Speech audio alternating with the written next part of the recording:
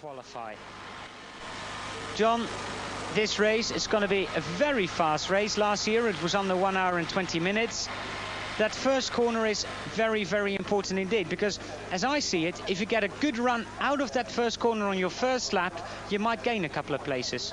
Well, I think the objectives of the two Ferraris will be just to block out anybody behind, trying to slide under one of the two Ferraris as they exit the stadium. It is always a difficult corner. The start grid, in fact, is further back on pit straight than the cars are currently placed. This is the dummy grid. They will start in the first third of the straight, and even in that distance they will be doing 140 miles an hour before they brake to sweep through the right-hand corner and out into the first of those very long straights that lead into the forest around the Hockenheim circuit.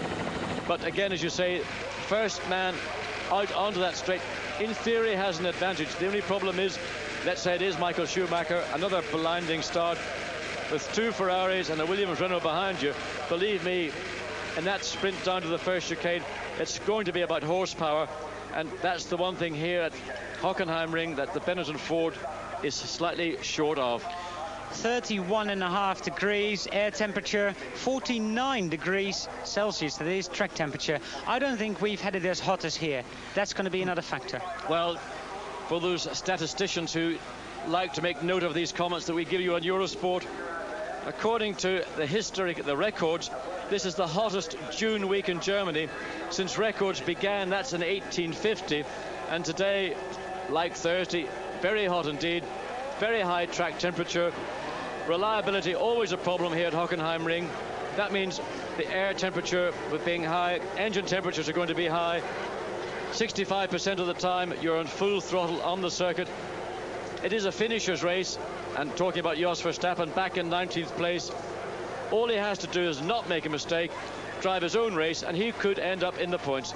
In fact, anybody in the top 10 by half distance could easily end up in the points. We've seen this race in the past. It's a real car killer. Well, talking about car killers, the Ferrari team has decided to start both cars with a new Ferrari, the new 75-degree Ferrari engine that was used in qualifying to good effect here. So expect the Ferraris to be quick. The only question there is reliability. Well, they had a problem on Friday with this new engine, but they managed to rectify those problems for Saturday qualifying. And in fact, last night they had two fresh engines flown in, and the decision, amidst a great deal of secrecy, I may add, the decision was made to fit those engines to the race cars. Ferrari have committed to this new engine, previously only seen in qualifying. It's a courageous decision. Ultimately, I believe it's the right decision. It's the only way you learn, and whatever happens, whatever the outcome is, they will go to the next Grand Prix much the wiser and with a better engine. And then the other question we have to ask ourselves here, John, is the question of pit stops. Strategy, maybe Michael Schumacher on 2 stops, but I believe the majority of the field will go for a one-stop race. Well, in fact, Goodyear have said, from their point of view, they would recommend a one-stop race. It is possible, in fact, to go non-stop, but I think that in these conditions, in this heat, the one-stop strategy is the one that most people will go with. The entry into the pit is quite a long way from the pit lane. The total length of time from the point you enter the pit lane until you re-exit and onto the track is about 32 seconds. That's quite long. The figures don't really marry up. Benetton, I believe, are the only people that may look at that option. And I think what they will do is, in fact, not make an early stop. They will go to the point where they would go for a one-stop race or very close to it. And then, depending on their position, decide how much fuel to put into the car, and then maybe make this variable strategy that they put into place in Manicourt for the French Grand Prix. Here we look at the Constructors' Championship points. Benetton Ford 67, Williams Renault 43. Those points are taken into account that Michael Schumacher and the Benetton team have been disqualified for the British Grand Prix, and even though they've appealed against that decision, they still haven't got those points back in the standings you just saw on your screen. That is also why Michael Schumacher has now got 66 points instead of what you think might be 72 points. He's appealed against that decision, but he still hasn't got his points back for the moment. So 66 and 39, 27 points the difference between Michael Schumacher and Damon Hill. Then it is Jean Alesi now, sole third place in the championship with 19, and Gerhard Berger's got 17. Allard, very interesting just watching the cars as they file back into the stadium. Everybody's very well behaved. The boys have realized that the FIA ain't going to take any prisoners. It does not appear that one car has overtaken even the car alongside them. They've filed in line in a very orderly fashion. Amazing what a big fine draws to people's attention, isn't it? The stadium is absolutely packed here in Hockenheim. There is not a spare seat available. You can see the fireworks, the flags, everything. It is a buzzing place, Hockenheim. And, well, what would happen if Michael Schumacher would win this Grand Prix? There'll be a party till, well, in the early hours of the morning. The only good thing is I think it would help those people that are trying to leave get out of the circuit more easily. 45 laps around the Hockenheim circuit, and 45 laps of 6.8 kilometers, a total of 306 kilometers. The green flag is out. Then the 5-second board is up. We are waiting for the red light on the top right of our screen to go on, and it's green. And who makes the best start? Oh, Ukio Katayama makes a blinder of a start into third position. Katayama in third. Mika Häkkinen has gone off very heavily to the left, and two other cars. There's a Jordan Eddie Irvine and one of the Tyrrells. It's Ukio Katayama, and chaos, mayhem all around the first curve. That was started by Mika Häkkinen. And a Ferrari retires. So at a Ferrari, here you see Andrea de Cesaris. The Ferrari, Mika Häkkinen charged down the right-hand side of the track.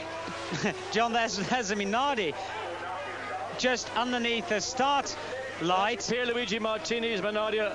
And there is Andrea here. That is the other Sauber of Heinz-Harald Frentzen. And look at this, one of the Lotuses as well. There's a Lotus, start number 11. That is Alessandro Zanardi. So we are seeing a lot of cars. There's Jean Todt. Look, he's pointing at the spare car. Jean Alesi or Gerhard Berger, I couldn't see which one it was, wants a spare car. There's Eddie Irvine's car, Mark Blundel's car. Absolute mayhem here in Hockenheim, even before the first corner. Well, in fact, we had two entirely separate accidents taking place. One was at the back of the grid. The other was when Mika Häkkinen charged like mad, tight against the barrier on the right-hand side. He clipped somebody, I think it was probably Mark Blundell, I'm not sure. He then went across the track into the gravel bed, hit the tire wall on the left-hand side very heavily indeed. But we've still got a race. Gerhard Berger, Michael Schumacher. I think it's a red flag, John, because Damon Hill is slowing down unless Damon is retiring. David Coulthard has lost his front wing. Now, what is happening here in Hockenheim? Damon Hill is slowing down. It's Gerhard Berger leading Michael Schumacher, Ukio Katayama. Then it is Alesi. Well, there's no sign of a red flag. Waved yellows all the way down the pit lane. There are cars in the gravel bed. Well, the decision has been taken not to stop this race as Damon Hill or Coulthard, we can't see clearly. Well, John, it's David Coulthard coming into the pits for a new nose cone, but Gerhard Berger leads Michael Schumacher by 0.6 of a second.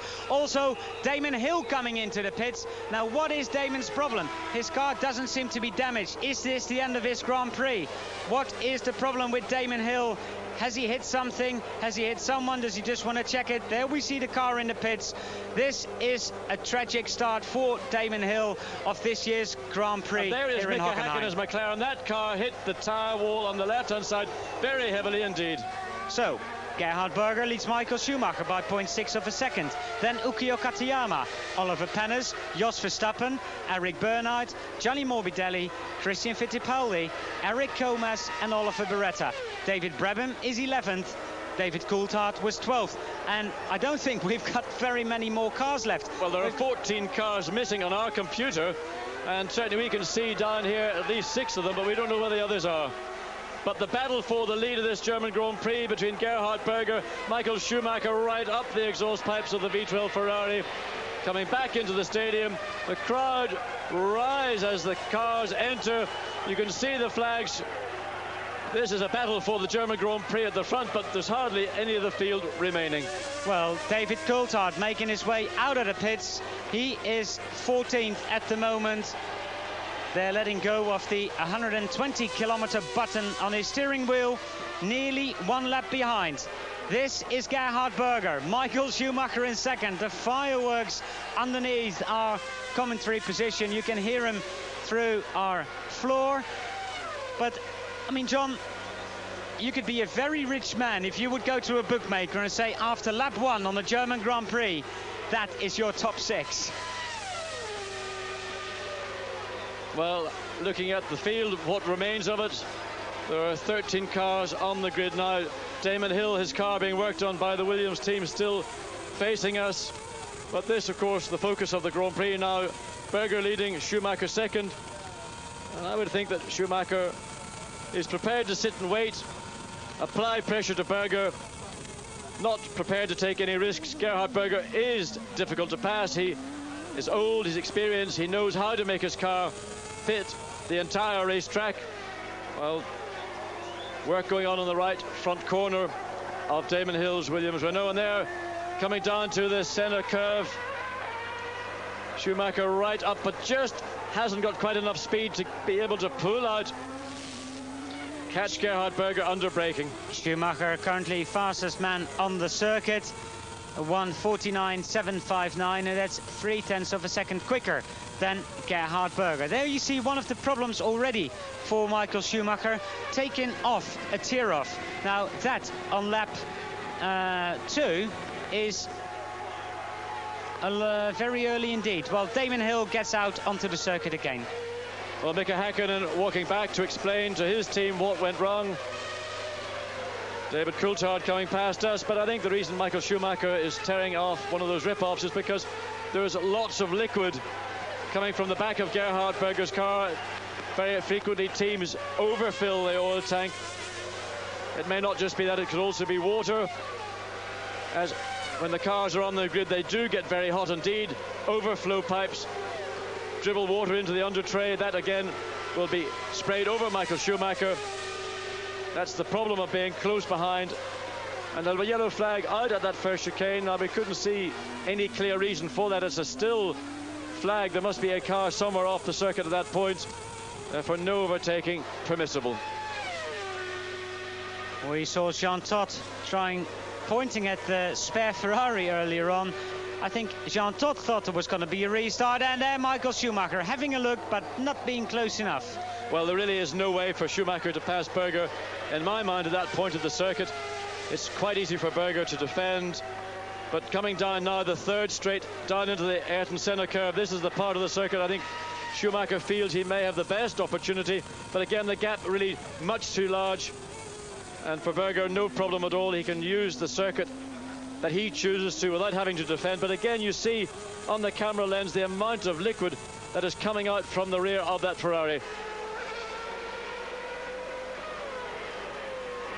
Well, John, I'm going through the list of retirements already, and we've got out of the race Alboreto, Zanardi, Martini, De Cesaris, Herbert, Bernard, Barrichello, Irvine, Frentzen, Häkkinen, Blundell and Alesi at the start of lap number 5. And oh, sorry, missed Mika Häkkinen there, also out of this Grand Prix. So the track has been cleared. Gerhard Berger now a little quicker than Michael Schumacher, but only just. Schumacher sitting there behind the Ferrari. And we're on lap 5 out of 45. Again, out of the stadium, Michael Schumacher is quicker. But of course, this is the quickest of the 4 straights. This is where the Ferrari horsepower advantage is at its best. Schumacher maybe marginally better under brakes, putting his car out into the mirrors of Gerhard Berger just to tease him, just to let him know he's there. Well, Gerhard Berger, I think, is not going to be impressed at all by the antics of this young German. And once Schumacher starts to get serious about it, he will discover what an experienced driver Berger is. So Gerhard Berger leads Michael Schumacher and Ukio Katayama. That is the top 3 on lap 5 of 45. We're going to take a short break here on Eurosport. Please rejoin us after that for more coverage of the German Grand Prix. Eurosport Live.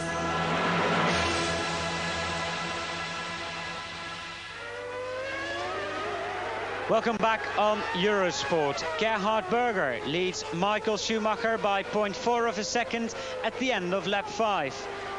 We're now on lap 6, and this is the gap. They're running together. This could well come down to pit stop strategy by the end of the race. Fastest man on the circuit at the moment is Damon Hill. A 1 minute 47.3 is about 2 seconds a lap quicker than anybody else. And there, Ukio Katayama's spin-off. So that means Oliver Panis will move into 3rd place. And let's see, can he get through there? Yes, he can. How many more positions Katayama's going to lose? Well, Katayama was running strongly in 3rd place. Some 4.5 or 5 seconds ahead of Olivier Panis. Now that situation has been changed, and well, a small error from Katayama when really not under pressure, an unforced error. So let's have a look at the replay of that start line incident, which basically cost 10 cars. John.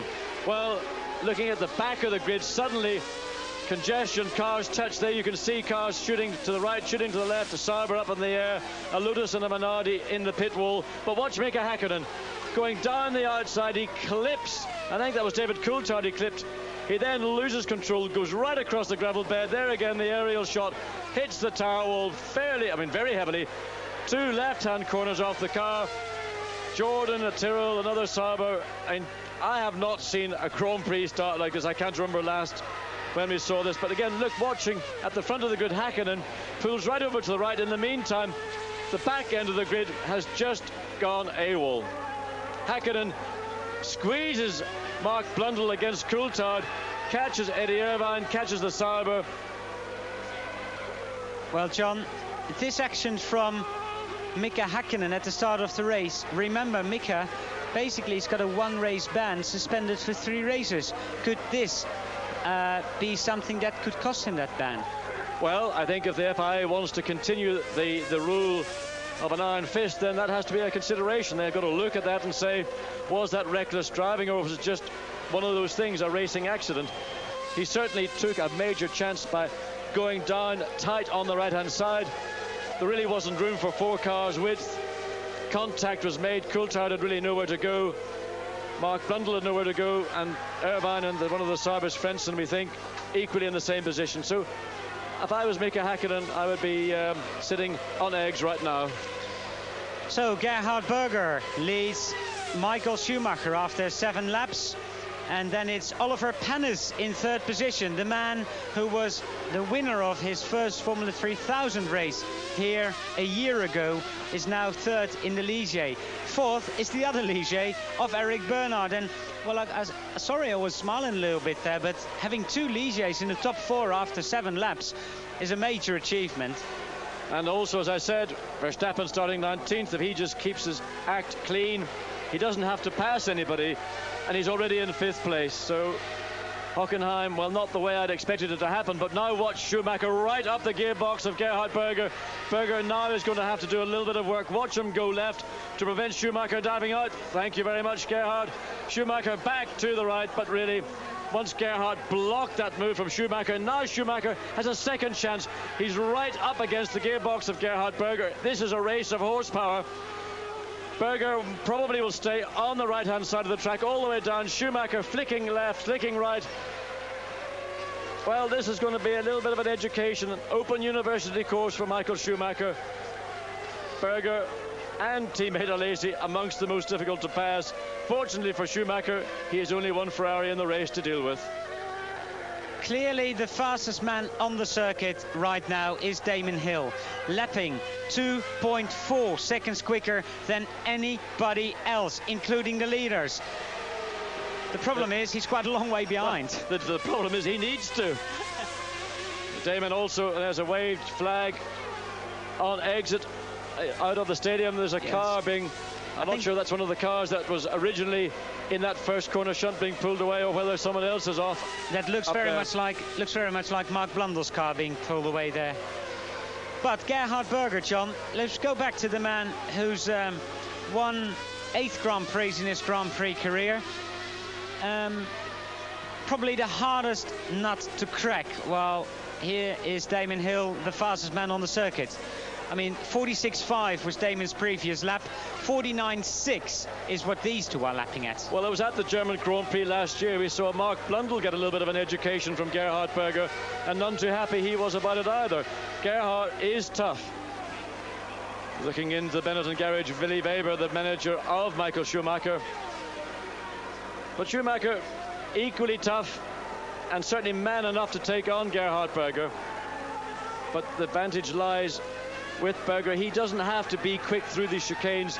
In doing so, he delays the time it takes Schumacher to get back onto the throttle. In the meantime, Berger can use the horsepower he has, the advantage he has in straight line speed.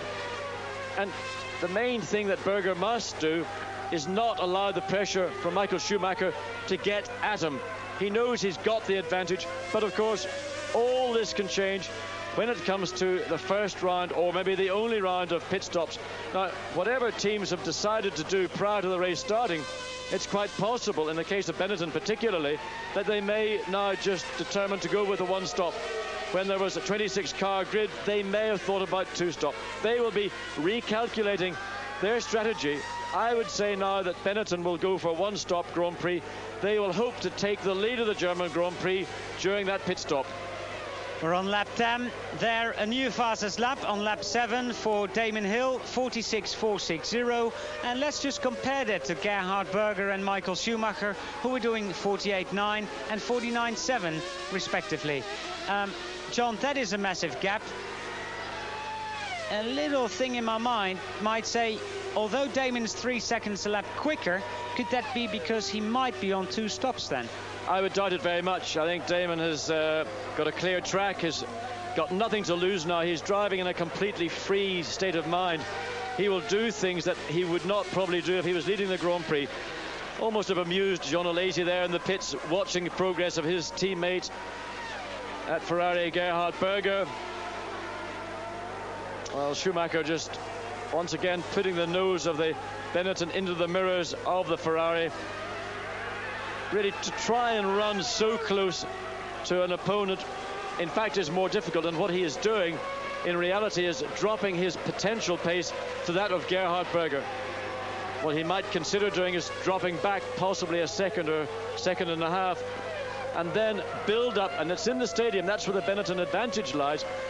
Close up to Gerhard Berger, but mainly as they exit through the stadium, hopefully maintain a higher speed through that corner, latch onto the back of Berger and try one way or the other to put the car alongside Berger before they actually get to the braking zone into the Jim Clark curve. Gerhard Berger starting lap 11, 0.4 of a second ahead of Michael Schumacher. So 38 laps to go in this German Grand Prix, with a Ferrari leading a Benetton, a Ligier and another Ligier, and then the second Benetton of Jos Verstappen in front of Gianni Morbidelli. Join us after the break here on Eurosport. Eurosport Live.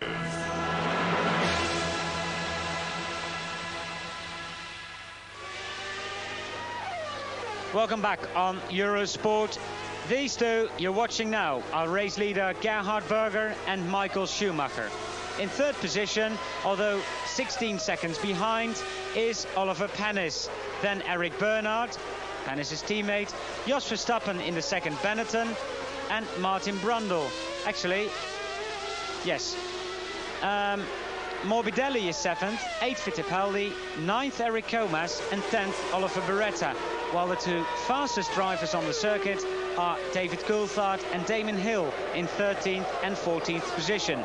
All this because of a massive start line shunt, John, I would call it. Well, indeed, if anybody just happened to miss the start, it was absolutely, well, Keystone Cops, that's the only way I could describe it.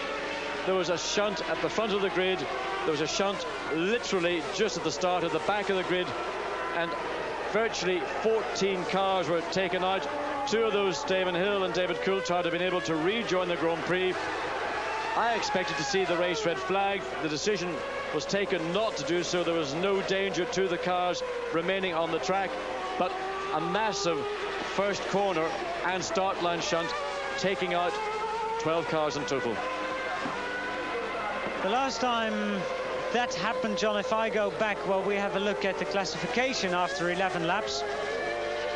I think, off the top of my head, it was Silverstone 1973 when we had a shunt started by Jody Michael Scheckter. Schumacher into the pits. Schumacher rushing down. Now this is something, the timing light for the pit lane starts there. He will slow down to 120 kilometers per hour. Michael Schumacher making the first of what could be a two-stop race. He is in on lap 12 of a 45-lap race. No clock running. We don't know how long the stop is taking.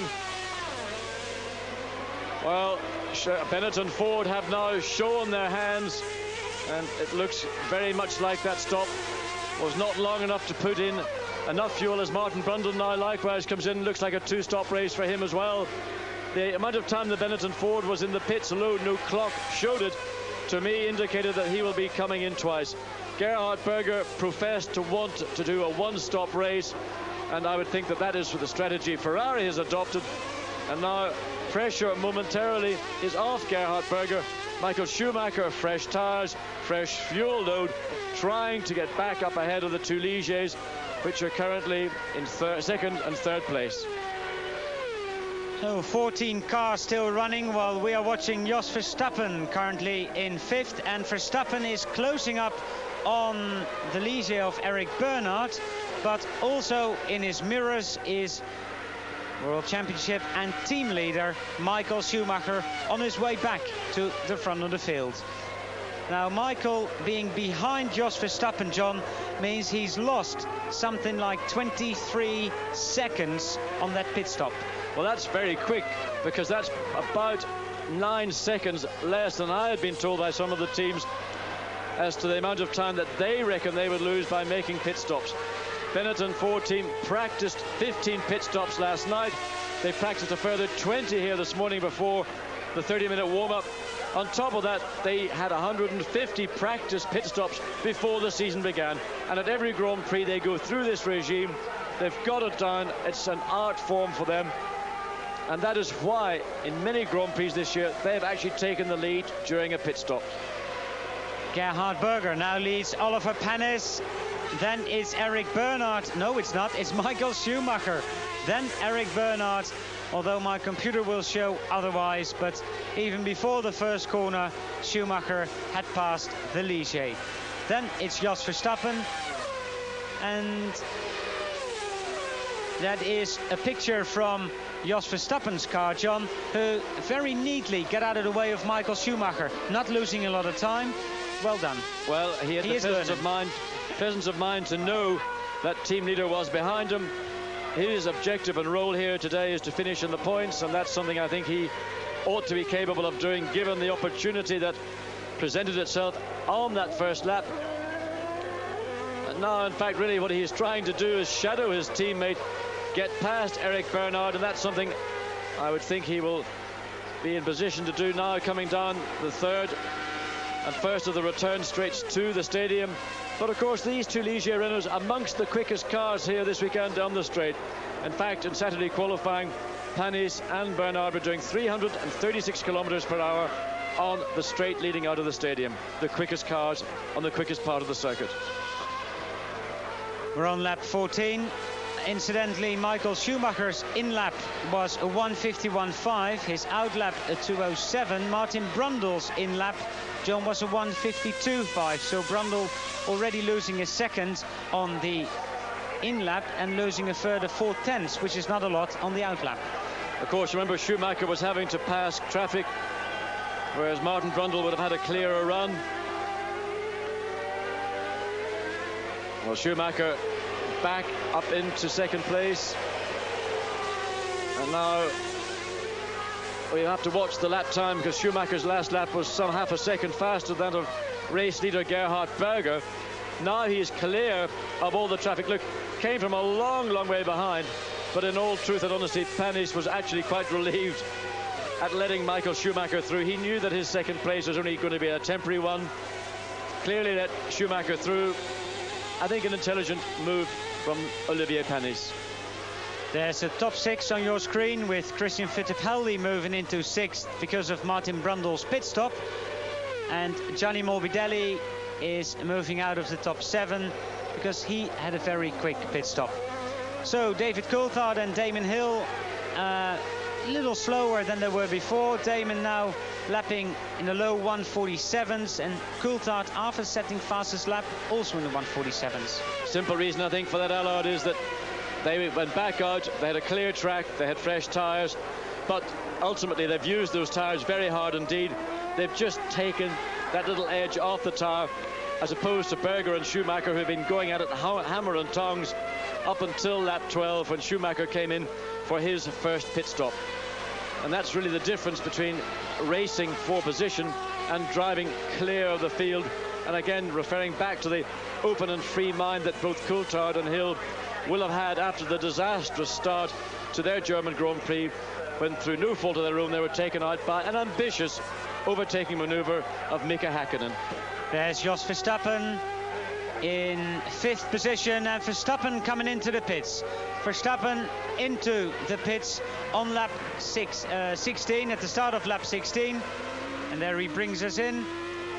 And let's see if we can stay with this camera shot, because I rather like this. Well, we can't. Jos's lap a 1:54.6. Oh dear, oh dear, oh dear. Oh! And there's the thing that people have dreaded. There is a fire. Oh dear, oh dear. And Verstappen is in that car. In the garage as well. One of the mechanics says the fuel has caught fire.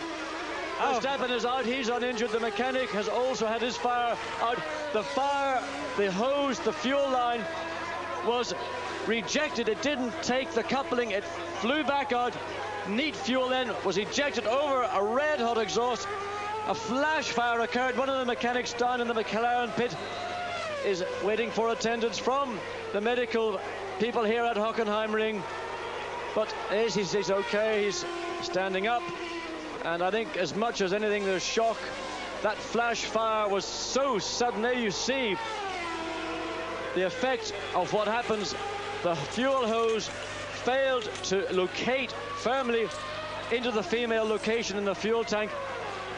The fuel hose then was thrown back, and neat fuel thrown all over the right-hand side of Jos Verstappen's car, immediately onto red-hot exhaust, engine still running. A horrible moment for Jos Verstappen, a horrible moment for all those Benetton personnel who were working and refueling, involved in wheel changes. This is something that we had hoped we would never see at a Grand Prix. Hopefully, all those people in the Benetton, there we look and see what happened. Look, the flashback, splashback. Now, ignition. The mechanic wanting to step back. The fire all around Jos Verstappen, who's in the car. Fortunately, he had his visor down. Fortunately, the flame retardant suit he was wearing will have saved him. But a very frightening moment indeed, and something that everybody in Formula One had been dreading. Remember also, it's a very, very hot day here in Hockenheim, and fuel extremely volatile in this temperature. So it's Gerhard Berger leading Michael Schumacher, and it's a bit of an understatement if we can call this a spectacular German Grand Prix at Hockenheim, with a lot of action just after the start, and now that pit stop of Jos Verstappen. And I do feel sorry while we are looking at the rankings for Jos Verstappen, John. The guy wasn't doing anything wrong. He was, in my opinion, driving a very sensible race. A bit lucky on that first lap, but he did get through the carnage, and this maybe would rectify all the problems he'd had all weekend. Well, I'm sorry, Alan, I think that's totally irrelevant. I think what's more important is the health of those Benetton mechanics and Jos Verstappen after what was an appalling sight, something we had never hoped to ever see. These refueling rigs have been proven to be fundamentally very safe indeed. Suddenly that fuel rig, or the hose, blew back, and the fire was inevitable. So David Coulthard retiring from the German Grand Prix, coming into the pits. Gerhard Berger leads. Please rejoin us after the break on Eurosport. Eurosport Live. We're back on Eurosport. This is race leader Gerhard Berger, completing lap 18 of 45, and he's got a 20.3 second lead over second place man Michael Schumacher. Then it's Oliver Panis and Eric Bernard still third and fourth. David Coulthard. John, his engine wasn't sounding too good. Then he came into the pits, spent quite a long time in the pits, but is back out again. But that is race leader Gerhard Berger. And a comfortable lead he has presently, and I say presently because Michael Schumacher at the end of the 18th lap was just 20 seconds behind. Here is Michael Schumacher locking up the left front coming into the Sachs curve.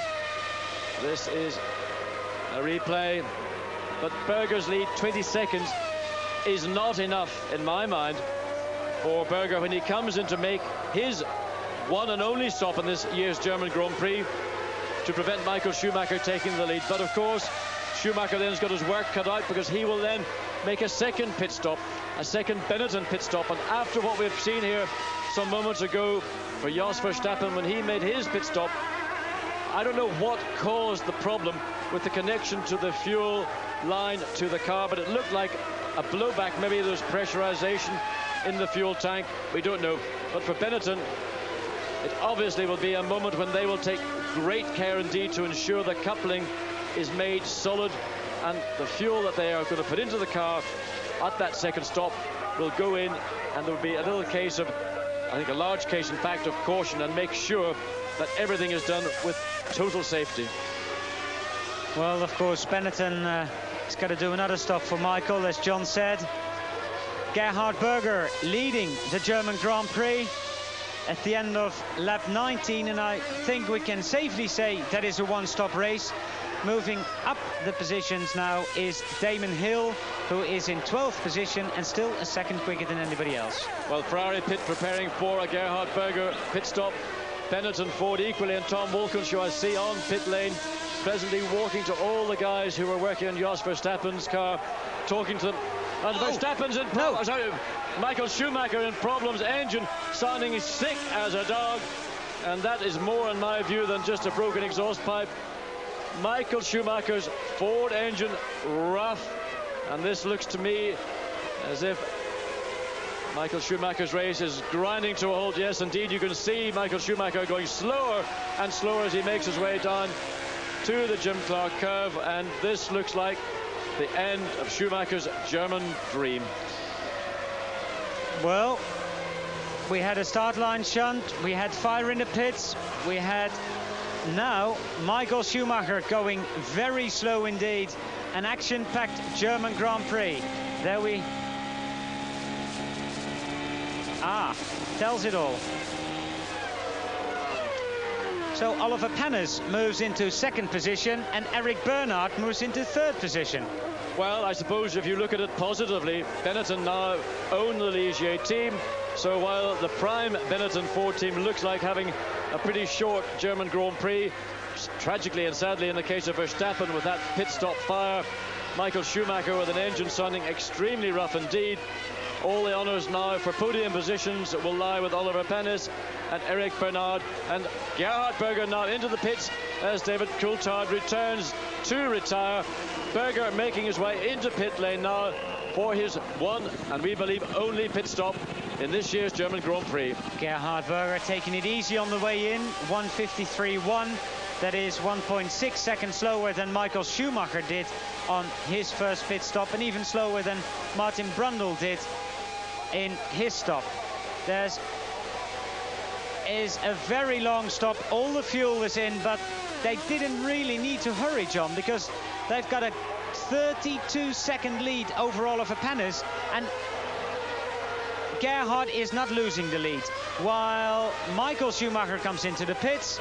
And I think, John, that is a definite retirement from this year's Grand Prix. Well, the car sounded really, really rough indeed, and unless there's something electrical that the team can very quickly rectify, it looks to me like this is the end of the day for Michael Schumacher. In fact, the team have decided, no, that's it, Michael, no more today. And you can see frustration and disappointment and the emotion the man has gone through over the past week, going to Paris to face the FIA, believing that he may get little more than at worst a one-race penalty, coming away with a two-race ban, racing under appeal. He has yet to face the prospects of that appeal, but the only good prospect for Michael Schumacher is that Damon Hill, who was involved in that first corner shunt, Mika Häkkinen clipped both the Williams, and therefore the point situation would appear to me to remain fairly static. Damon Hill presently in 12th place. You never know, he could get up onto the top 6. There's still over half race distance of this year's German Grand Prix remaining. Well, John, I actually, to go back to Damon, I think something else went wrong with Damon's car, because he slowed down during the first lap and he was actually in front of Mika when he spun off. But there is a very disappointed German Formula 1 driver with a very disappointed manager, and there is a very happy Gerhard Berger. Now, can we see the first Ferrari victory since September 1990, when Alain Prost won the Spanish Grand Prix in Jerez? Well, watching Gerhard as he came through the stadium, without any doubt at all, he has eased his pace considerably. He's got no pressure. You can see the first of the Ligiers behind him is 2.7 seconds, but they have yet to make their pit stops. The Ligier team are ready. They've got the wheel tyres on to the pit lane. They are prepared for either Panis or Eric Bernard to come in. And all Gerhard Berger really has to do now is just go through the process of running down to lap 45. No pressure really at all. And one has to believe that this is the way the results will end up on lap 45. Unless I've missed something, John, on our screen, I'm missing Martin Brundle. And Martin is dropped out of the top 10. The team is ready for him, but I can't see Martin Brundle anywhere on his way into the pit. So I suppose somewhere on the circuit, somewhere on that 6.8 kilometers, he's in trouble. Well, I just saw the car on the third straight coming down to the Ernst-Senna curve. His car is off to the right, and that is a retirement for Martin Brundle. Well, there are the first 3, Ferrari and 2 Ligiers, and the thought of seeing 2 Ligiers running in the top 3 really must come as a surprise. But, you know, results come in strange ways, and what more does a team need than a good result? New management, Cesare Fiorio, technical design. And here we are, Martin Brundle's car being towed away to safety. Martin doing a nice piece of reverse work, just taking the car away to safety behind the barriers. The course car, the ONS course car, is removing that car to safety. Well, Gerhard Berger, winner of 8 Grand Prix. Well, the first of the Ligiers is in Oliver Panis. Panis' best result so far is a 7th place in Spain, and he suddenly finds himself in 2nd place during the German Grand Prix. Eric Bernard's best result to date is a 3rd, and that was a long time ago, where he's racing for the LaRousse team, or the Lola team then,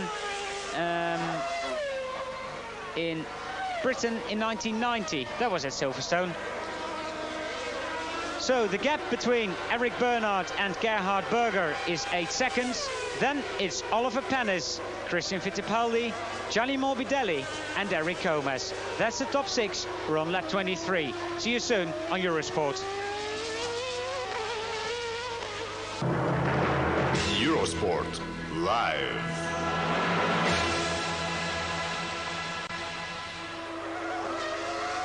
Welcome back on Eurosport. You're with Damon Hill, the fastest man on the circuit, while we are watching a replay of Gerhard Berger. Berger leading the Grand Prix by 16.4 seconds from Eric Bernard. Then it's Oliver Panis and Christian Fittipaldi.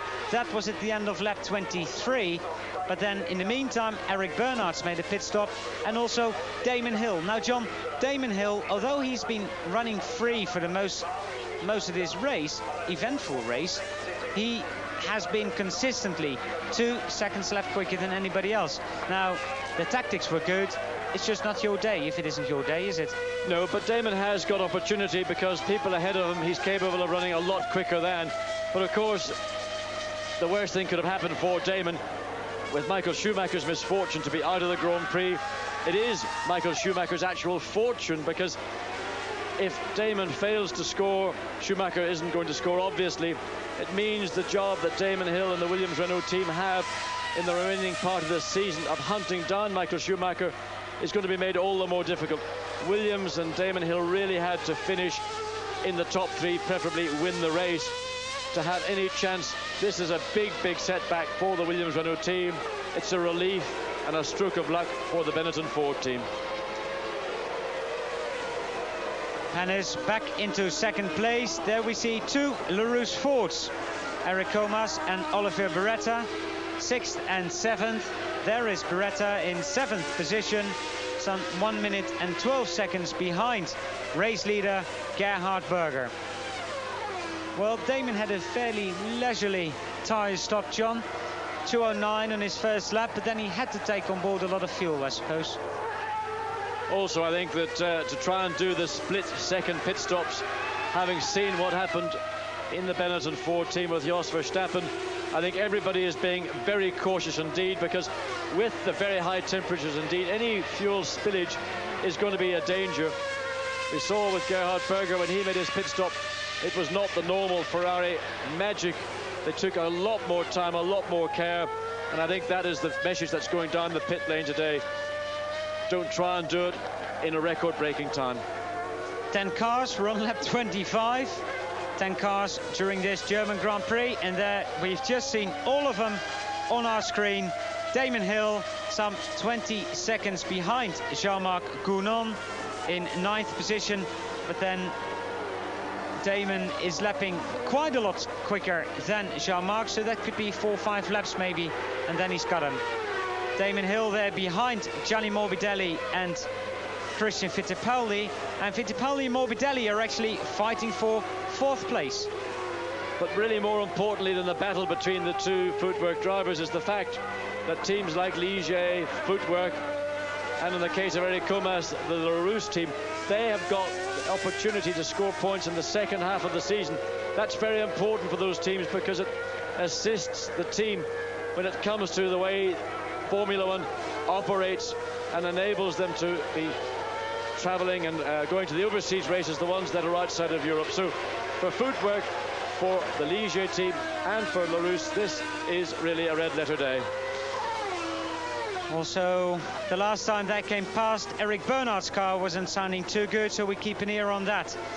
Fittipaldi and Morbidelli, teammates this season, and the season started very good with Gianni qualifying 6th in Brazil, then 9th place in qualifying for Christian in the Pacific Grand Prix, and he finished 4th there, but things have not gone their way lately, so they could do with a result like this.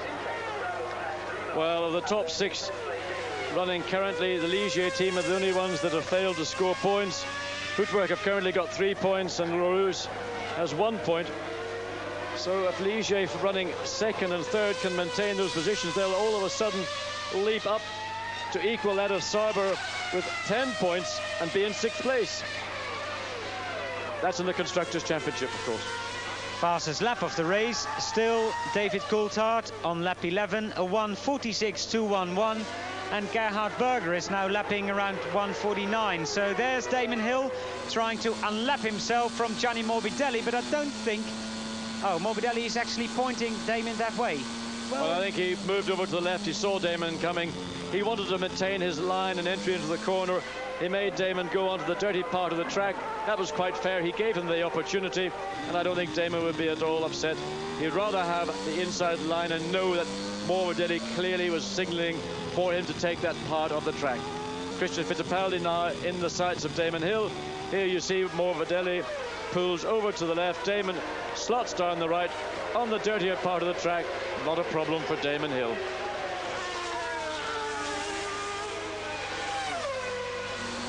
There we see it again from the car of Damon. So 32.8 seconds, the gap between Pennes and Berger. Damon Hill now passing Christian Fittipaldi. Now Damon is actually lapping over 2 seconds a lap quicker, so he is a lot quicker than those two. To be fair, Allard, so he should be. 11 seconds, the gap between Jean-Marc Gounon and Damon Hill. Jean-Marc Gounon lapping 1:40.54. Damon Hill 1:48 on that last lap. So expect Damon to be past Jean-Marc Gounon after 2 laps from now. And then We're on lap 27 of 45. Anything can happen. Remember Damon Hill at this point of the circuit last year, where he blown a tire and lost the race basically. Anything can happen until the last lap of this German Grand Prix. It is over 31 degrees at the moment. Well, in fact, for the drivers, they don't feel that heat in the way that the spectators here or we in our commentary booth are doing. Their focus and concentration is so deep. We see a replay of Fittipaldi staying well over to the left and allowing Damon to on-lap himself. There, this wonderful high-speed camera shot we see of Damon Hill, and it gives you an insight into just how stiff these current Formula One cars are with the revised regulations, lifting wheels anywhere where there's an undulation. But I must say, the change in performance from the beginning of the year to this, the first race in the second part of the season with the Williams-Renault team, is impressive. They've worked exceptionally hard to make this car really what I would call user-friendly, and David Coulthard and Damon Hill are certainly making best use of that newfound, I think, confidence in their cars. Berger leads Panis and Bernard. That's the top three. We're on lap 28 of 45. We're going to take a short break here on Eurosport. Please rejoin us after that here in Hockenheim. Eurosport Live.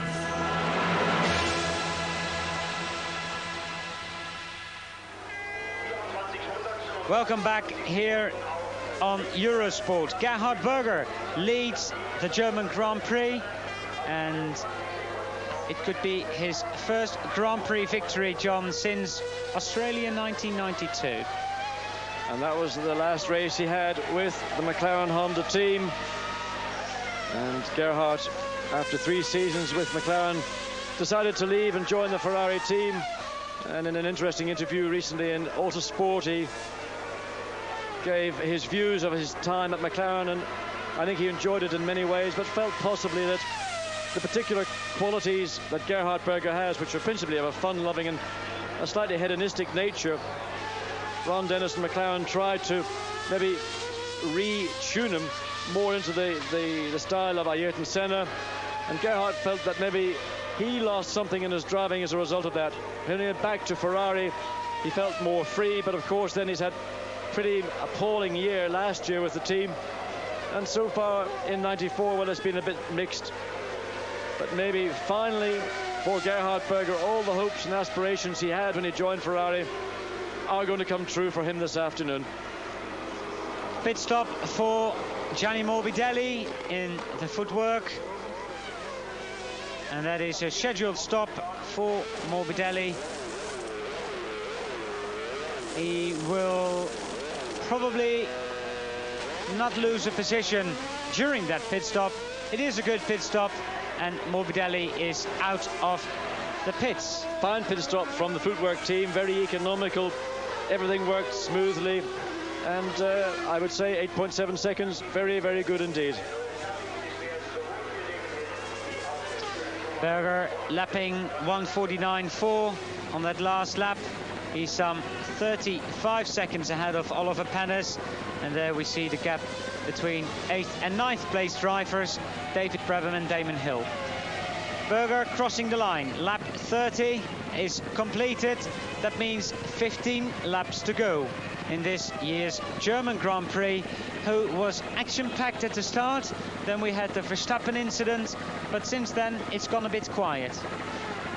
I'm delighted to say it has, because there was so much so early in this Grand Prix. A start line shunt at the back of the grid, and then Mika Häkkinen charging hard up into the right-hand corner, out of the stadium, got it wrong, cut across the front of 4 cars. They had little choice but to take avoiding action, and while we were watching what was happening at the front, of course, we missed until we saw directly in front of us what had happened, and the outcome was, in that first lap between the start and the first corner, we lost 12 cars. And also, let's not forget, we lost the second Benetton of World Championship leader Michael Schumacher. Schumacher who retired with a very sick sounding Ford engine in the back of his Benetton. And there's, oh, that is very generous, Mr. Bernard. Well, they're both Renault-engined teams. But Damon Hill very much charging. He's got nothing to lose. And as I've said, this clarity of thought and view now of this Grand Prix from Damon Hill's driving seat would be quite different to that of Gerhard Berger, who's leading the Grand Prix. Gerhard, all he has to do is maintain a comfortable pace, no real pressure or stress on the car. He's not concerned about really anybody else in the field. Olivier Panis in second place, 36 seconds now behind in shot from Damon Hill. And Panis certainly was very considerate. He could have shut the door, many would have done so. And Damon just waiting until it was clear what Panis's plans were, and then he made his move.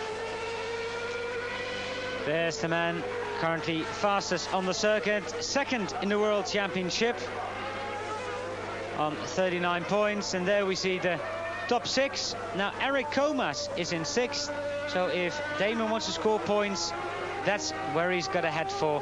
And Comas is currently a good minute ahead of Damon Hill. Well, with 13 laps remaining of this German Grand Prix, that's a mighty tall task of anybody. And well, Damon Hill will be getting all the information he needs from his pits, but even the calculations that they will be making, I'm quite sure will say, have a go. But you must never give up in these situations, because something may happen to Comas. He may break an exhaust pipe. Those things can happen. This is a mechanically tiring race. You've got to keep pushing in a situation like Damon Hill is in. It's a long shot, but you've got to go for it.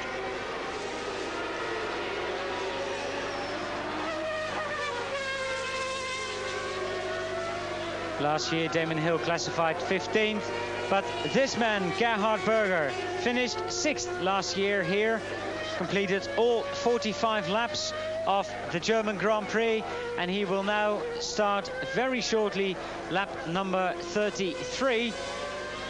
Well, there's another replay of that beautiful slow-mo shot. Gerhard Berger completing lap 32, and the lead he's got over Oliver Panis is huge. Well, I think Ligier are just delighted to be running in the top three positions, second and third. They're not really under too much threat from Christian Fittipaldi in fourth. He's some 11.5 seconds behind Eric Bernard. And really all they're concerned about is getting their two cars home, not putting any load or stress into the car, the engine, the gearbox. They're running, in the case of Panis on the last lap, 1 minute 51. In the case of Bernard, some 1.7 seconds slower. I put that down to traffic, so in reality they're running some 2 to 2.5 seconds a lap slower than Gerhard Berger, the race leader, who himself is running about a second on average a lap slower than Damon Hill, the current quickest man in the remaining field. The crowd has gone a bit quiet here at Hockenheim, and there are quite a few people leaving already from the Hockenheim circuit, where Gerhard Berger leads Oliver Panis. We'll be back here on Eurosport.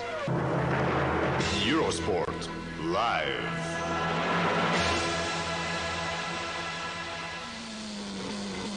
Welcome back on Eurosport. Well, Damon Hill takes Oliver Panis, who was not the most cooperative person in the field, but he's still in second place behind Gerhard Berger on a circuit that's gone fairly quiet. The only flags I see at the moment being waved are Ferrari flags. Well, there is a hush in this massive Hockenheim Ring Stadium. Michael Schumacher's retirement some 12-13 laps now ago was the reason for that hush. The hopes that this massive German crowd had placed on Schumacher ended with retirement. A very rough sounding engine. And in fact, many of the German fans already departing to look forward to coming back to the German Grand Prix here at Hockenheim next year, or in case those really die-hard enthusiasts that will make their way to the Hungaroring in 2 weeks' time. Oliver Pennes, incidentally, born in 1966, comes from Lyon in France, and made his debut earlier this year in Brazil after winning the Formula 3000 Championship last year, and basically is on a race-by-race call by the Ligier team. Gerhard Berger, of course, very experienced, won 8 Grand Prix so far in his Grand Prix career, and is on course for his 9th. And on top of that, he's got a nice contract in his back pocket for 1995 at Ferrari. I talked to him yesterday in the pit lane, and when Gerhard's got that wicked little smile on his face, you know he's done something pretty good. And he can look forward to the security of employment with Ferrari for one more season. Word about John Alesi still not quite clear. He did express some dissatisfaction with the Ferrari team, and in fact upset Luca de Montezemolo so much to prompt the reply that if Alesi wants to leave at the end of the season, well, in fact, we'll give him his cards right now. He can go right now. Everything then backed off a little bit, I think. 10 laps to go in this German Grand Prix, with Gerhard Berger going on to the first of the 3 long straights, leading this race probably by 45 seconds by the time Oliver Pennes crosses the line. Pennes still in 2nd place, but second on the road at the moment is Damon Hill, who's 1 lap behind in 8th. Behind Oliver Beretta and Eric Comas, the 2 LaRousse Fords. Gianni Morbidelli and Christian Fittipaldi, 2 Footworks, and then 2 Ligiers of Bernard and Pennes. There's 2 Simtecs left as well, 1 Williams and 1 Ferrari. Well, I think Simtech deserve credit because they've had a pretty difficult year, and between the British Grand Prix and the German Grand Prix testing at Silverstone, David Brabham had a braking problem at the end of the Hanger Straight and had a fairly substantial accident. Fortunately, no injury to himself, but fairly severe damage to that Simtech chassis. So they just get themselves back on their feet, and then suddenly the stools kicked away yet again. But they've got 2 cars running in this year's German Grand Prix, both cars in the top 10. 9th for David Brabham and 10th for Jean-Marc Gounod. And that would be David's best result and the team's best result as well in their difficult first year in Formula 1 racing.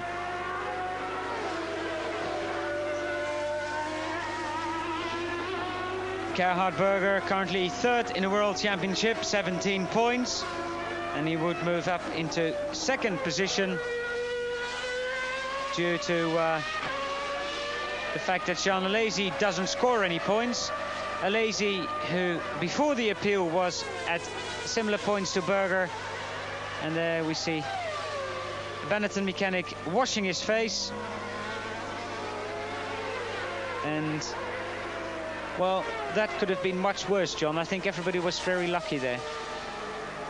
Well, I think when you've got a flash fire like that, and there we see Jos Verstappen now returning to his motorhome from the medical center, receiving treatment, more probably not from any fire or flash fire in his case, but when you get the powder extinguishers, that just chokes you. It's a very uncomfortable situation to be in, apart from the shock that a driver would feel suddenly finding himself in an inferno, but equally all those Benetton engineers who are involved in that pit stop, and you want to wash away the residue of the fumes, the petrol, and of course all that fire extinguisher powder.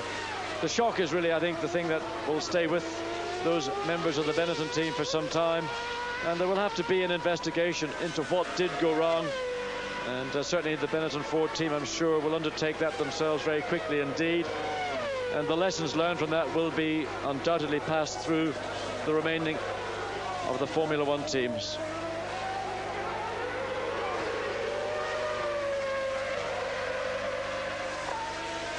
We're on lap 37 of 45.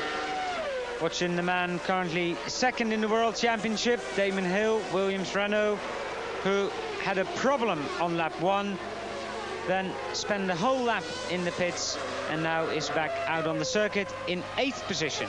And all of a sudden Damon is now lapping again in the mid 1:46 second back. For a long time it was 48s, sometimes a low 49, but he's clear of traffic. He can run at his own pace. He's carving lumps out of Olivier Beretta, some 5 seconds on that last lap, but time is running out for Damon Hill. He's done the best he can under very difficult circumstances indeed. He may leave this year's German Grand Prix feeling that he's done a really outstanding job, but with no reward at all. That happens quite frequently during a driver's Grand Prix career. Some of the best drives I remember as a Grand Prix driver probably went unnoticed by other people. They didn't result in points, but you know in yourself you've done a good job, and I'm sure the Williams-Renault team will give Damon full support for his efforts this afternoon. Third place man, we see him there, Eric Bernard in the Ligier. Well, Cesare Fiorio and Frank Durney can be very happy, John, with both cars up in the top 3, but we've got to be honest, and they are 46 seconds behind Gerhard Berger's Ferrari. I don't think they're concerned about Berger. They know there's no opportunity to catch or challenge him. They're into consolidation. They want their 2 drivers on the podium. They've probably instructed them to back off as much as they can. The benchmark by which they will judge their race pace, in fact, and this man is an arch strategist, Cesare Fiorio, formerly of Ferrari and then more laterally involved in offshore powerboat racing, is Christian Fittipaldi. He is now 8.9 seconds behind Eric Bernard in 3rd place. So that is that's the pace that the Ligier team will instruct their drivers to run at.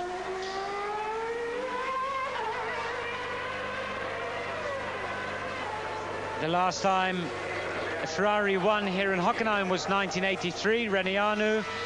The last time Ferrari won a German Grand Prix was 1985 at the Nürburgring.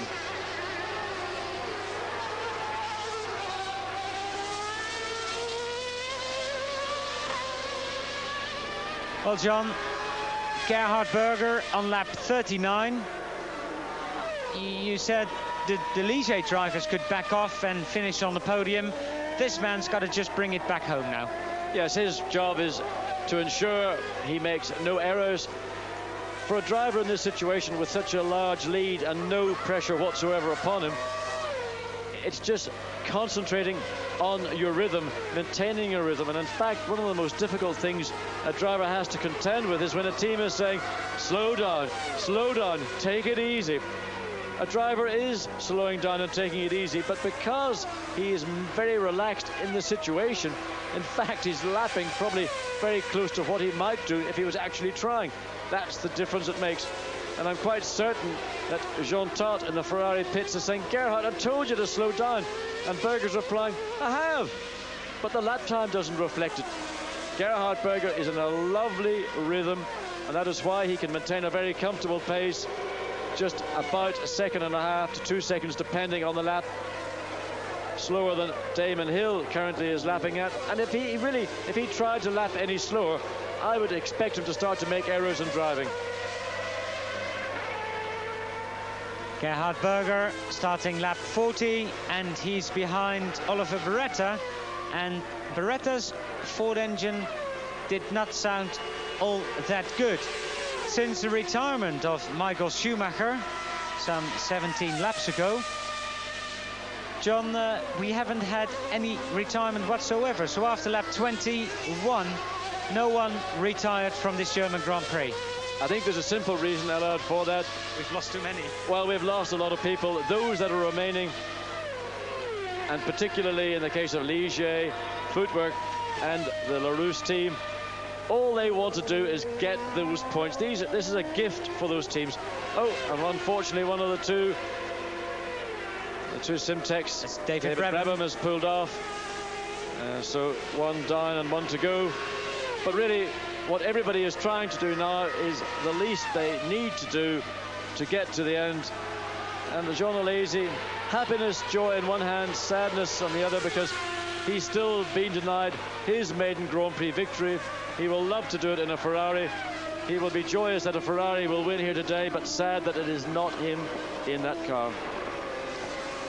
Beretta there the last unlapped runner and race leader Gerhard Berger coming into the stadium, and I don't know where they get them from, but there's more and more Ferrari flags.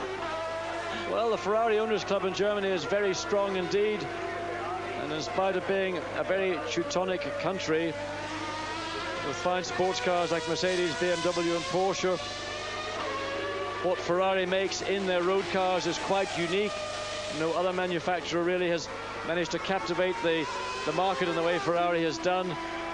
And there are many Ferraris in the car parks around Hockenheim throughout this weekend. And remember, John, Gerhard Berger weekend did not start very well. On Friday morning, he blew an engine, and he went from there. Looked very much like a normal weekend for Gerhard Berger. In fact, we thought, oh, well, what's different? Every time we see Berger in a Ferrari, there's some little drama or other. Well, there's still laps remaining in this year's German Grand Prix, the 9th round of the 1994 FIA Formula One World Championship. A very controversial and very sad season to date. And of course, ramifications of the events in the Place de la Concorde last Tuesday in Paris at the FIA headquarters, when Michael Schumacher received a 2-race ban. Rubens Barrichello and Mika Hakkinen were put on suspended sentences. Damon Hill absolved of stopping because Damon Hill did not stop. He still managed to pick up a Union Jack on the way around, and the Williams team had the evidence there to substantiate that, and Damon walked out with a broad smile on his face, delighted. And he did make the point in saying, at your home Grand Prix, I really am very proud indeed to have a Union Jack in my hand as I make my way back to the Parc Fermé. But I think the point that maybe Damon had missed was that once the flag has been taken, any part of the racetrack back to Parc Fermé is considered Parc Fermé. So therefore, he got away with it because he didn't stop. But had he stopped, he might have had a more severe penalty, or a penalty, not a more severe penalty. Gerhard Berger lapping in the 1:49, and there's someone else stopped out on the circuit, and that's the other Simtech. Yes.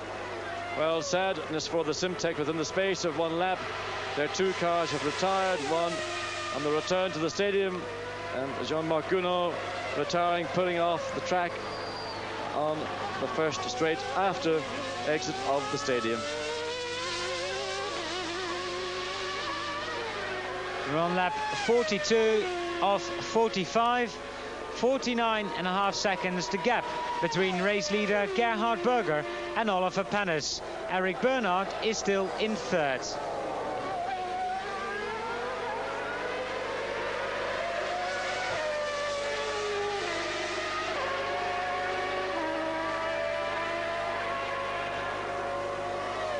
Well, Ligier benefiting from Frank Durney's association and reassociation with the team, and let's watch how the car swoops left. There you can see wheel up in the air. That's a sight we've seen throughout the weekend with this new regulation requiring a 10 millimeter thick plank of wood, the entire length of the underbody, some 30 centimeters wide. Cars running very stiff springs indeed. Well, I wonder what's passing through the eyes of that man, Niki Lauda. He's been with Ferrari for 2 years now, and his involvement in the team is to try and act as an interface between the drivers and the engineers.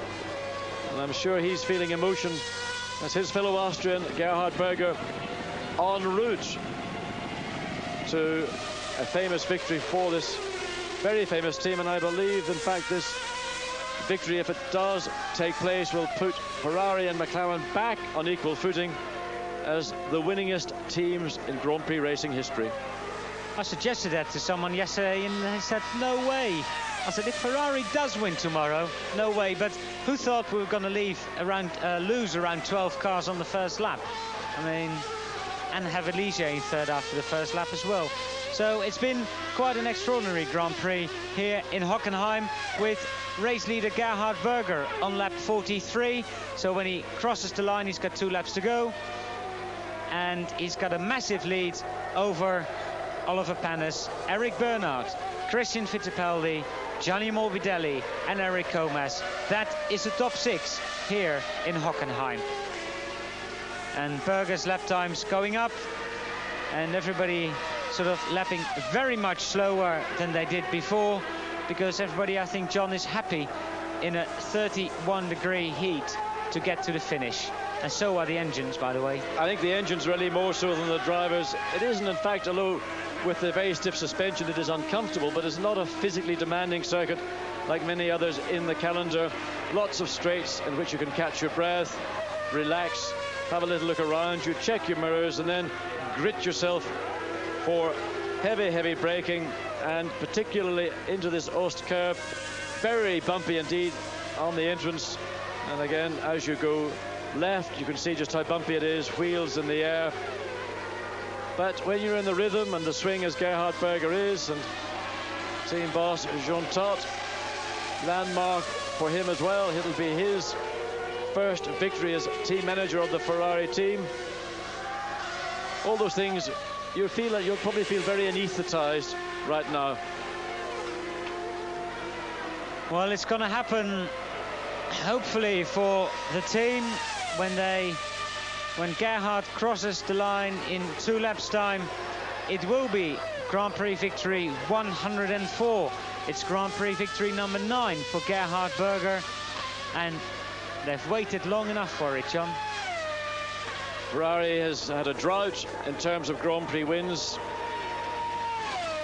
That looks about to end, and with the second half of this 94 season showing promise, because the improvement in performance that we've seen from the Ferrari team over the last 3 Grand Prix, and now with this new 75-degree V12 Ferrari engine giving more power, and up to this point reliability. Well, I can't say Hungaroring is going to be a circuit that favors Ferrari particularly. It ought to really in fact favor Benetton, but Ferrari, Williams with the Renault, and that massive improvement that Williams have made in their aerodynamics and chassis, Benetton are going to find the second half of the year much more challenging than they did in the first part. And John, I'm also happy to say that with Ferrari being in a position to challenge, Williams in a position to challenge, we suddenly have 6 cars basically fighting, or maybe 5 initially with Verstappen, who's not up to Schumacher's pace yet, but 5 cars fighting for a possible first place. Indeed, it's just a shame that the championship situation is so favorable towards Michael Schumacher, but to take nothing away from Benetton and Ford. Well, you can't see that on your screen, but right in front of our commentary box, the whole Ferrari pits is running to the pit wall. So is the Ligier team. The Ferrari and Ligier teams just happen to be next to each other. For Ferrari, a victory. For Ligier, probably as good as a victory, John. And I think, in fact, most people in the pit lane would be very sympathetic to Ferrari and to Ligier. Both have had, as I say, difficult periods. And, well, I think that come the next Grand Prix, one thing I would like to say now is, of course, all the controversy regarding the Italian Grand Prix at Monza. I'm quite sure, whatever it was, they'll cut those trees down, they'll make the improvements and changes to the circuit to improve driver safety, because I would say, whatever the political reasons are, the Italian fans will demand an Italian Grand Prix at their beloved Monza. Gerhard Berger coming out of the Senna curve for the last time, changing up to 6th gear for the very last time. The mechanics are waiting for him, all of them. The mechanics, the motorhome personnel, everybody involved with the Ferrari team. Gerhard, the flags, suddenly there's Austrian flags, there's fireworks.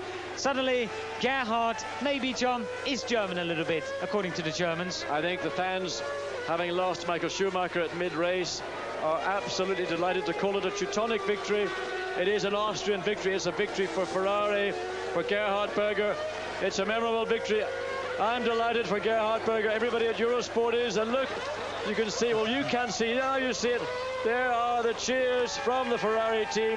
Gerhard Berger has ended his personal Grand Prix drought. Look at the joy, the pandemonium. Jean Alesi Mr. Lombardi, the engine man at Ferrari. He is responsible for this new power unit. And there, the Ferrari pit's going absolutely berserk. Mad. Second place man, Oliver Panis, now coming into the stadium.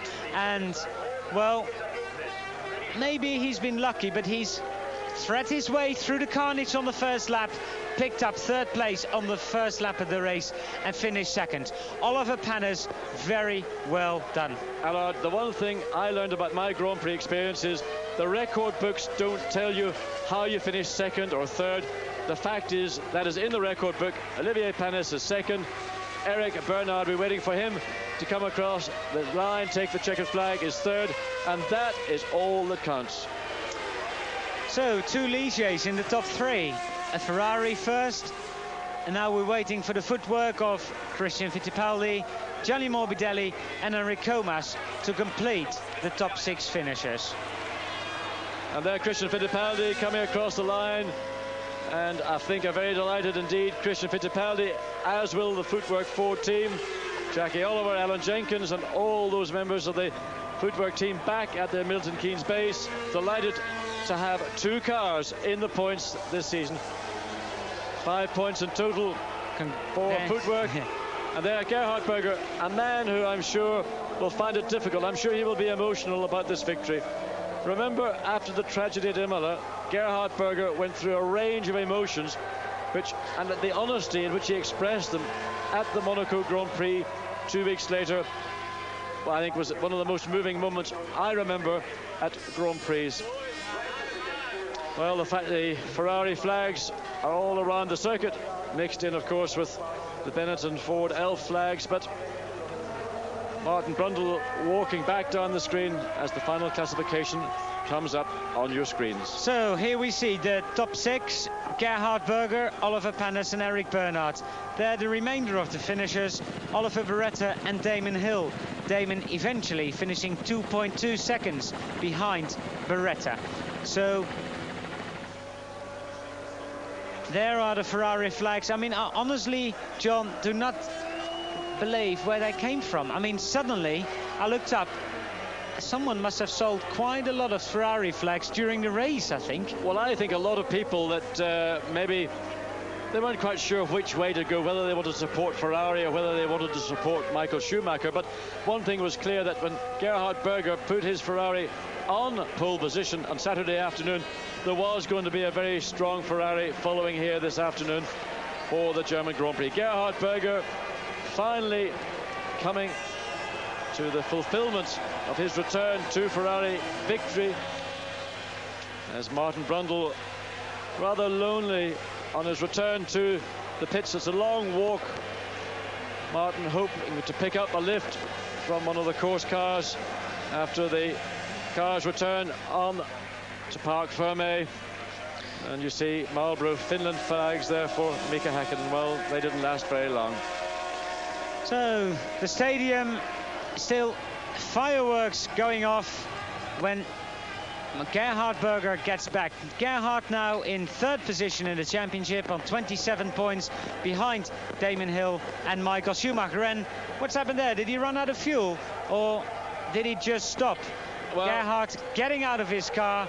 I don't know what I think he actually ran out of fuel, John. I think it's possible that he may be rather low on fuel, to put it this way, but certainly Gerhard had enough fuel to take the checkered flag.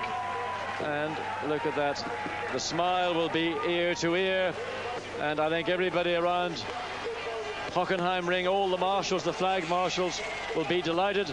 I know there are a few Austrians who work behind the scenes in Formula One. The Austrian, I think you might call them the Schnapps Club. You mean Karl-Heinz? Karl-Heinz Zimmermann from Lech in Austria, and I would think that Gerhard will have I would say a Schnapps or a dozen this evening before he will return home. Well, John, the joy you can see beginning to build up, the realization of his famous victory for Ferrari is gradually sinking in.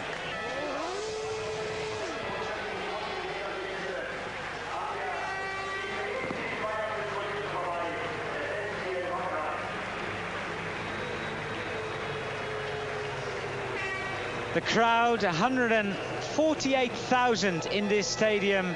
A massive amount of people here today for the German Grand Prix. And a winner, maybe a surprise winner, Gerhard Berger. But Berger was on pole position, let's not forget. But these two drivers, that was a surprise. I think that Berger could have been a fair bet if anybody wanted to go to the bookies, because he had pole position. He was very confident indeed of the performance. In fact, 3 weeks ago, we saw at Silverstone just how potent the new Ferrari, or revised Ferrari rather than new Ferrari, is. There is his car, and that Marshall will live and enjoy the tail. And he had to sit in Gerhard Berger's German Grand Prix winning Ferrari. He was in the car when it was towed back to Parc Fermé, and I'm sure he'll be dining out in that one for many a week to come. John, if we go back to the Michael Schumacher situation, well, we see 1 hour 22 minutes. That was a very calculated guess, Watty, when you did that this morning. For Gerhard Berger. The team is under pressure now. Ferrari's caught up, Jean Todt's caught up, Gerhard's caught up, but Williams is caught up as well. Benetton has to push. They can't just make mistakes anymore. They've got a comfortable lead in the championship. It'll all come down to the appeal that Michael Schumacher has lodged. Whether the sentence is reduced. Some people have speculated that in fact one could see the 2-race ban reduced to 1-race ban. On the other hand, we saw in the case of Eddie Irvine, when he went to appeal his 1-race ban, he got a 3-race ban. So we can't tell what's going to happen. And in that press conference, President of the FIA, Max Mosley, stated that the earliest an appeal hearing could be heard would be the week following the German Grand Prix. So we don't know yet what the procedure will be. But whatever it is, the second part of this season is hotting up. Ferrari have won a Grand Prix. Williams are going to win more Grand Prix. And as we come to some of the faster circuits, Spa, and we believe Monza, because that will, I'm sure, be an Italian Grand Prix, Ferrari and the Williams Renault team are going to be very, very strong indeed. Listen to the crowds cheering for the top 3 of this German Grand Prix. And I'm sure we will have the Austrian national anthem played for the first time since Adelaide 1992.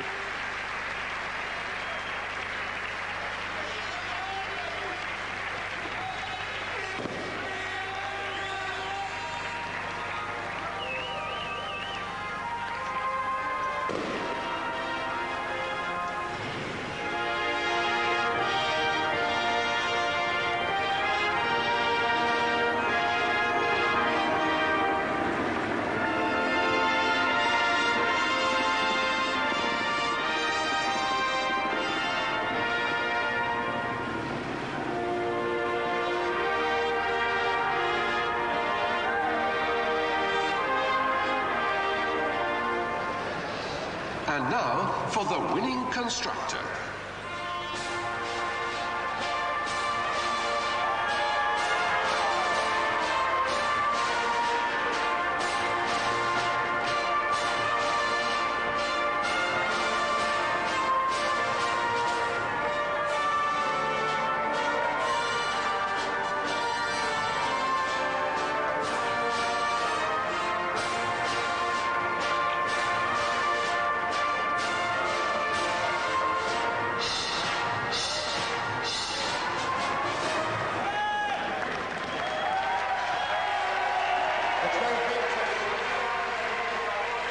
Gerhard Berger, the trophy presented by Wolfgang Ernst zu Isenburg und Büdingen, and he's the president of the AVD, the Automobile Club from Germany.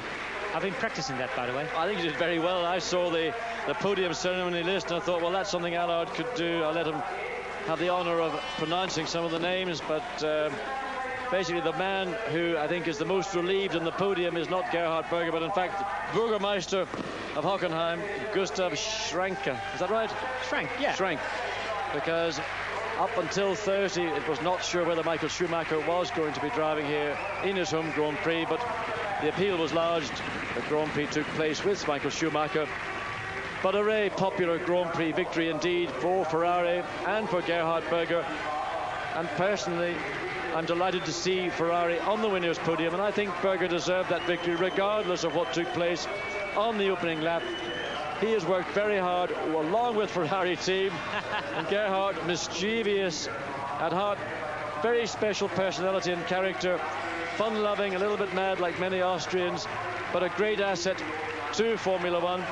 At one point, you know, I felt that Gerhard, after Imola, the loss of Ayrton Senna, may well decide to retire.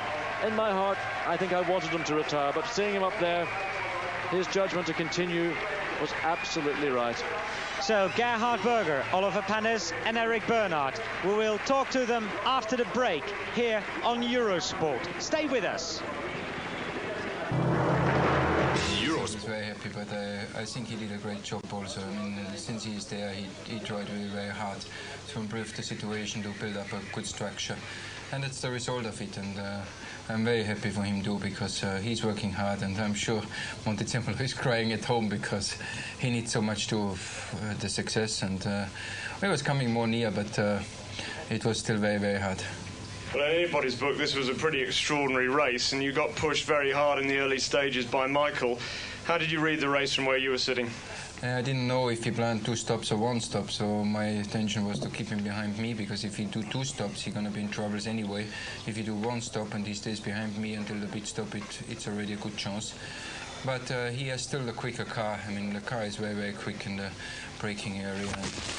I was in troubles, but I could keep him behind. I was just once in a dangerous position. Once he was alongside me, but I could block it. And so I was just able to keep him in front, in the back, but I was on the limit. And the car rolled to a stop on the slowing down lap here. What was the problem there? Yeah, it just cuts off in the very end. I just stopped it and they just put it back. Well, c'était une bonne course pour vous, Olivier. Oui, c'est vrai que ça a été une très très bonne course. Je crois qu'on a eu de la chance au départ, il y a eu un accrochage, mais je crois que ça fait partie de la course. Je suis très content de Oliver Panis saying he's very happy. He said I was able to avoid all the carnage on the first lap. Et je suis vraiment heureux pour eux qu'on ait marqué tous ces points avec Eric aujourd'hui.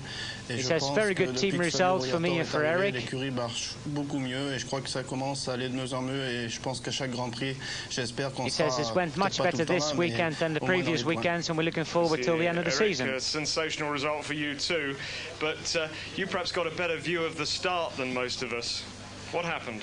It's difficult to say because I'm very far to the accident, and every time it's difficult to talk to some circumstances to the accident because you never know exactly the situation. But I'm very happy not for the accident, but I'm happy because it's a lucky race for us, and it's fantastic result. And probably if there's another accident, we are probably on a point, but not on the best place.